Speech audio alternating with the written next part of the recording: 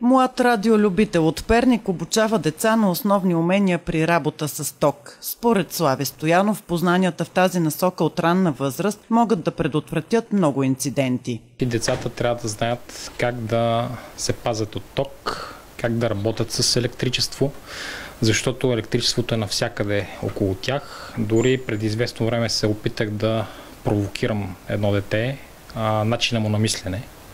Значи детето е втори клас, на разговора присъства бащата и аз започвам да си пея стихотворението. Приятелю, знаеш ли закон на Ом? Детето ми казва не. Аз започвам да пея моето стихотворение. Закон на Ом се отнася за електричество, за електрическия ток. Стой! Аз в един прекрасен момент съм като в небрано лозе. Тате ми е забранил да мисля за ток, да говоря за ток. Тока е много опасен. Тоест, родителът е наплашил детето. Да, наистина тока е опасен, но когато човек е подготвен, нещата не са чак толкова опасни, защото все пак си представете нашето ежедневие без електричество, аз не бих могъл. И човек трябва да знае, особено в детска възраст, как да се пази от електричество.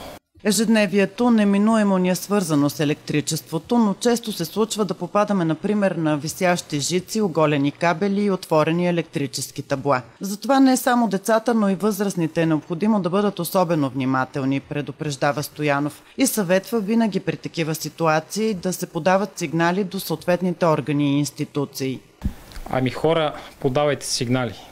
Подавайте сигнали, правете снимки, писмо свободен текст към община, към енерго, към телевизии. Подавайте сигнали, защото сигналите са нещото, което реално карат институциите да си вършат работата. За съжаление, те не са слънце да огреят навсякъде, но нещата трябва да бъдат изпипани и направени така, както трябва. Наскоро, преди известно време, имаше случай на загинало детенце около НДК, което показва, че някой не си е свършил работата. Т.е. детето загина, заради това, че от някаква шахта са излизали някакви кабели, детето не е видяло кабелите, настъпило ги е и за съжаление загина. Спомняме си всички за този случай, което трябва да ни е показно, да се вземем в ръце и да си оправим всичко това, което зависи от нас самите. Самият Слави Стоянов разказва, че като малък е претърпял инцидент с електричество, а по-късно темата го заинтригува и от 12 годишен се занимава с радиолюбителство. Освен широките познания, които получава и удоволствието от това хоби, всеки радиолюбител може да бъде изключително полезен и при различни кризисни ситуации. Радиолюбителът на практика може да спаси човешки живот, особено когато се попадне на опитен оператор. Например, както е имало случай преди известно време с нужда от линейка и се попада на опитен оператор. Линейката е светкавично на адрес дошла благодарение на това, че лицето, което е имало нужда от помощ, е попаднало на опитен оператор радиолюбител.